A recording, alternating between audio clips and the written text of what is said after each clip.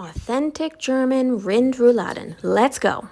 I bought skirt steak and cut it in half, put it between 2 sheets of plastic wrap, and beat the meat. Dice up some barrel pickles. You're going to cut onion in a crescent moon shape, and you're going to put them in a pan with butter. I put on herbs of Provence. Back to my meat, we're going to put pepper and salt on one side, flip them all over, and you're going to put salt and pepper again on this side, and then comes the good parts. You're going to put on mustard. This is a German mustard, and if you know, you know, Germans. Put a little bit of that on, and then we're going to put on speck. Speck is a smoked bacon, usually Italian, and it's very thin.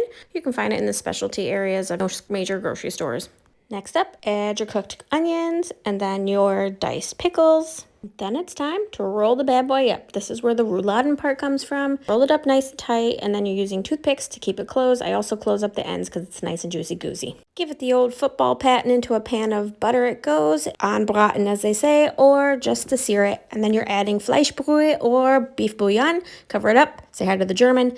Let it cook for 2 hours, and it is so good. Guten Appetit.